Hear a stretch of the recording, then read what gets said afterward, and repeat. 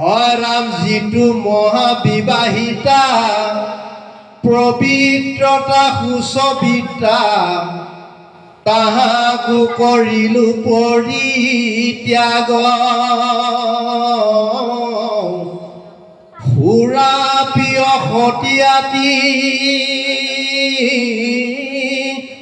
ইটো দুষ্টা অন্তৰ্জাতি তাতে সেৱ হাইলো অনুৰাগ পিতৃ মাতৃ মহাশুদ্ধ অনাথ ৰমবৃদ্ধ মই বিনে নাহিকে সন্ততি তাসম্বাক তাপদীয়া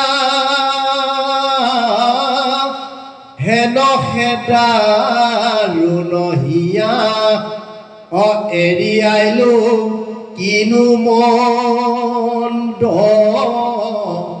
মতি ৰাম এতেকে জানিলো মোৰ সিজিলা পাতক ঘূৰ অৱশ্যে পৰিব নৰকত হাতে গলে বান্ধি আতি কিংকৰে কৰিবে শাস্তি মহা পাপীৰ লগত কৰিলো পৰম পাপ মহন্তক দিলো তাপ ধন লোভে পিৰিলো পৰক এতেকে জানিলে জমে ভুল যাইবে অনুকৰ্মে অঘোৰ মহা দাৰুণ নৰক ৰাম যমৰ কিংকৰে মোক লগত লগায়া দুল পাইলে বেক মলমূত্ৰ কেন্দু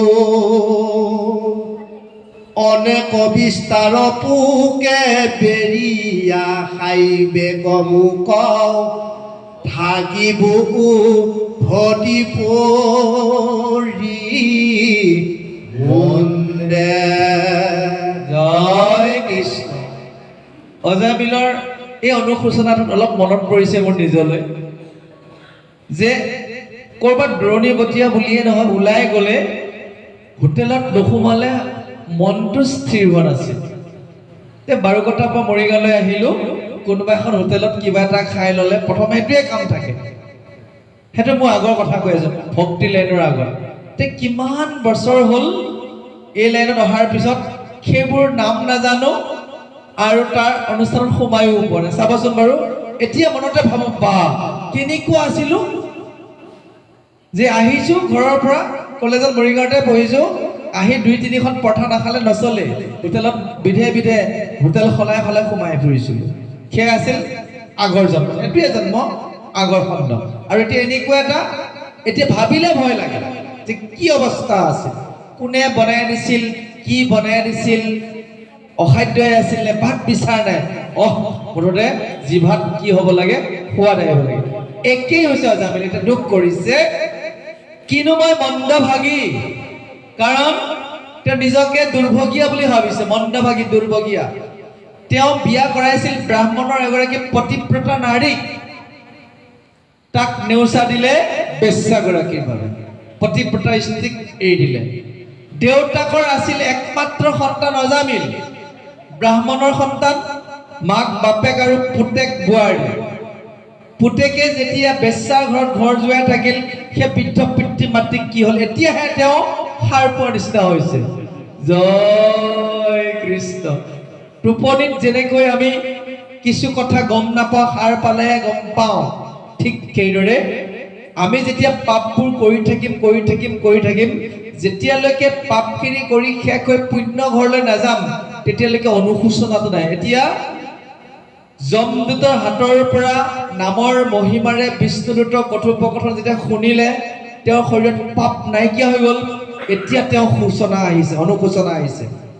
কৈছে, পাপিনী বেশ্যাক লাগি কৰিলো ব্ৰাহ্মণৰ জন্ম মই নষ্ট। বেশ্যাৰ তাত ঘৰ জোৱাই আছে, ব্ৰাহ্মণৰ জন্ম নষ্ট হৈ গৈছে। এইতে উপাৰ্জিবে পুত্ৰ পিবুৱাবে মলমূত্ৰ ইহে মোৰ ভৈলা মহা কষ্ট। মই কিয় যমদূতৰ হাতত বান খাইছিলো, সেই পাপিনীজনীৰ লগতে খোৱা বোৱা গোটেই খাদ্যত বহুত কথা আছে।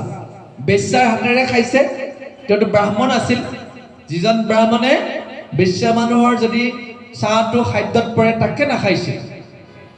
আগতে আমাৰ ফালে আছিল কিছু নিয়ম, যেতিয়া ঘৰত ধান উহোৱা বুলি কোৱা হয়, উষ্ণা চাউল বনাব, যদি বিশেষ কোনোবা ব্যক্তি আহে, সিহঁতক চোতালত প্ৰৱেশ কৰিব দিয়া হোৱা নাছিল। কাৰণ ধানটো উষ্ণ কৰা মানে সিজোৱা হৈছে। সিদ্ধ হোৱাটো যদি অসুচি মানুহে স্পৰ্শ কৰে, গোটেইখিনি বেয়া হৈ যাব। যুক্তি আছিল। জনা মানুহে উষ্ণা চাউলৰ ভাতে খায়, জানা যদি অমুকটো মিলত অমুকে বনাইছে, নিজে ঘৰত বনাইছো আছে, উষ্ণা কৰাৰ পিছত খাদ্য সংকট হ'ব। ইমান মই বৰ্ণনা নকৰো, আপোনালোকে খাদ্য সংকট এটা জানিব। যদি জুই আৰু পানী দি তাক সিদ্ধ কৰা হৈছে, তাক অসুচি ব্যক্তিৰ লাগিলে ই ভকতৰ খাদ্যৰ ভিতৰত নপৰিব। বেছি লৈ নাযাওঁ, কলিযুগত সমস্যা হ'ব, নিজে বুজি উঠিব। এতিয়া কৈছে, যিজনী মই ব্ৰাহ্মণী বিয়া পাতিছিলো, তাই আছিলে পতিব্ৰতা, সুচৰিতা। তাইকো কৰিলো মই পৰিত্যাগ। তাইক পৰিত্যাগ কৰি কি কৰিলো, সুৰা পাই। বেশ্যাগৰাকীয়েতো ডেইলি দিয়ে, সুৰা পান কৰিছে, অসতী সতীত্ব তাই ৰক্ষা কৰিব পৰা নাই। কৈছে, সুৰা পি অসতী আতি, ইটো দুষ্ট অতি অন্ত জাতি, একদম নিকৃষ্ট জাতি আছে। ভাত মই ধৰিছিলো, আটাশে বহাইলো অনুৰাগ। পাপত যেতিয়া মানুহৰ পাপত লিপ্ত হৈ থাকিব, কিমান বেয়া কাম কৰিব হিচাপ নাই। পুণ্যৱন্ত মানুহে কিন্তু পাপ কাম নকৰে। কলি যুগত কলি এনেকুৱাকে আপোনাৰ ওচৰত থিয় হৈ আছে, চান্স পালে আপোনাক ধৰি ল'ব, সুৰুঙা পালে। গম পাইছেনে? যে এদিন আপুনি ভুলতে অখাদ্য এটা গ্ৰহণ কৰিছে, সুৰুঙা পালে নহয় আপোনাৰ। কাৰণ পৰীক্ষিতে ইমান বৈষ্ণৱ হৈও সৰু সুৰুঙা সোণৰ মুকুটটো পিন্ধিছিল, সুৰুঙা পাই হেঁচা মাৰি ধৰি পৰীক্ষিতক অভিশপ্ত কৰাই পেলালে। সেইকাৰণে কলিযুগত প্ৰতিটো মুহূৰ্তত সাৱধান, চিন্তাত সাৱধান, সংগত সাৱধান, খাদ্যত সাৱধান, নিজে হুঁচিয়াৰ হ'ব লাগিব। কৈছে, পিতৃ মাতৃ মহাশুদ্ধ ব্ৰাহ্মণ সদায় ঈশ্বৰ চিন্তা কৰি আছে। পৰম অনাথ বৃদ্ধ হৈছিল। বৃদ্ধ সময়তো পুত্ৰক লগা আছিল যে, হে মোক উপায়, মই কৰিব নোৱাৰা হলো, তুমি মোক কৰি খুৱাবা।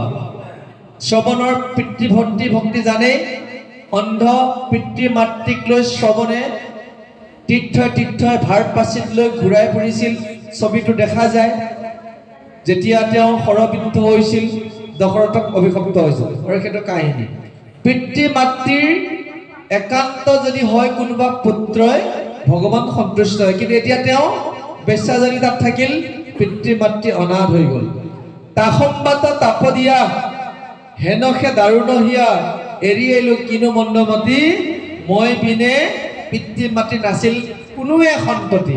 একমাত্ৰ ল'ৰা আছিল, তাকো মাক দেউতাকক ত্যাগ কৰি গুচি গ'ল। কিমান পাপ হৈছিল। সেইকাৰণে মোক নিবলৈ যমদূতে যমদূতক পঠাইছিল। বুজি উঠিল, মোৰ ওচৰলৈ কিয় যমদূত আহিছিল? মই বৃদ্ধ পিতৃ মাতৃক এৰিলো, ব্ৰাহ্মণৰ জন্ম নষ্ট কৰিলো, পতিব্ৰতা স্ত্ৰীক এৰি বেশ্যাৰ ওচৰত শৰণাপন্ন হলো, পাপ হৈছিল। মোক নিবলৈ যমদূত আহিছিল। কৈছে, এতেকে জানিলো মোৰ সিজিল পাতক ঘোৰ, অৱশ্যে পৰিবু নৰকত। নৰকত পৰিলোহেঁতেন, তাতো ডাঙৰ ডাঙৰ পাপী আছে। সিহঁতৰ লগত ময়ো শাস্তি পালো কৈছে হাতে গলে বান্ধি আতি কিং কৰে কৰিবে শাস্তি মহা মহা পাপীৰ লগত বেয়া কামৰ পৰিণাম ভয়ংকৰ চাব দুষ্টৰ লগত থাকিলে পাপীৰ সংগত কষ্ট ভোগ কৰিব লাগিব সাধুৰ সংগত যদি শ্ৰৱণ কীৰ্তন কৰো যি অলপ পাপ আছিল সেইখিনিও কি হ'ব নাইকিয়া হ'ব সেইকাৰণে নিৰ্বাচন আপুনি সাধুৰ সংগ কৰিব নে পাপীৰ সংগ কৰিব বহুত সেইকাৰণে নিজে যিখিনি ব্যক্তিৰ লগত সদায় মিলা মিছা কৰা যায় উঠা বহা কৰা যায় মানুহখিনিয়ে কি কৰিব লাগিব নিজকে কিছু পৰিৱৰ্তন কৰি ল'ব লাগিব খুব খঙাল ব্যক্তিৰ লগত যদি আপুনি সদায় স্পৰ্শত আছে তেওঁৰ খঙৰ গুণ আপোনাৰ তালৈ অট'মেটিক আহি যাব আপুনি গমেই নাপাব জানিবলগীয়া কথা সেয়ে খঙাল ব্যক্তি যদি কোনোবাই আছে জগতৰ কল্যাণৰ বাবে কাৰো যাতে অপকাৰ নহয় নিজে টেম্পাৰটো অলপ কমাই আনে ভাল হ'ব আৰু জয় কৃষ্ণ সঁচাকে বিষয় মানুহৰ লগত যদি ফুৰে কথা বতৰা বিষয় হৈ যাব তে আপোনাৰ মন বিষয়লৈ যাব যদি আপোনাৰ খাদ্য সংস্কাৰ নাথাকে এই কি হয় হোটেলত চাহখন খালে বুলিয়ে হোটেলত পথাৰটো খালো বুলিয়ে ধ্ৰুৱজ্যোতিয়ে কোৱা কি ধৰ্ম নষ্ট হৈ গ'ল খাওঁ গয়া দিলে নহয় ৰাজুৰ হয়তো কথাটো মোৰ চাৰিজন ব্যক্তি বন্ধুৱে কৈছে হেই ভাগৱতত ক'লে বল কিন্তু আপুনি দেখা পালে তাত আপুনি যেতিয়া চিকেন বিৰিয়ানী খাবলৈ গ'ল চিকেন বিৰিয়ানীটো যে চেঞ্জ হৈ আহিছে এতিয়াহে আমি গম পাইছো ওলাই আছে চিকেন বিৰিয়ানীৰ জেগাত যি টুকুৰা আহিছিল সি চিকেন হৈ থকা নাই কলৈ গৈ আছিল কলিযুগ দেখিছে সেইকাৰণে সাৱধান এনে কৰি থকা নাই নিশ্চয় তাত যুক্তি আছে কিবা আপুনি খাব মন গৈছে নিজে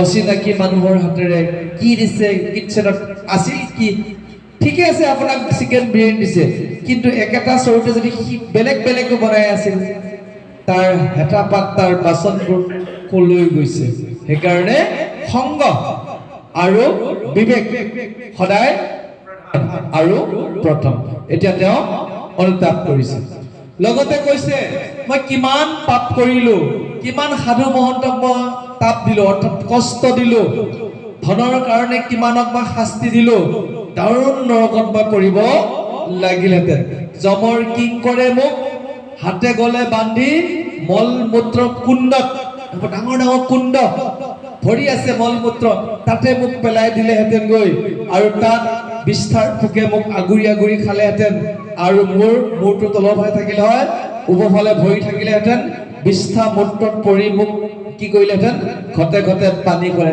দিছে সুন্দৰকে গুৰুজনে লিখিছে যমৰ কিং কৰে মোক গলত লগায়া দুল পেলাই বেক মল মূত্ৰ কুণ্ডে অনেক বিস্তাৰ ফুকে বেৰিয়া খাই বেক মোক থাকিব উভতি পৰি মুণ্ডে তললৈ মুণ্ড ওপৰলৈ ভৰি জুবুৰিয়াই থাকিব ৰছীডাল টানি লৈ জুবুৰিয়াই থাকিব শৌচ পেচাবৰ ভাণ্ডাৰ কি কৰে কৰক আৰু জয় কৃষ্ণ আহক আমি শ্ৰৱণ কৰোঁ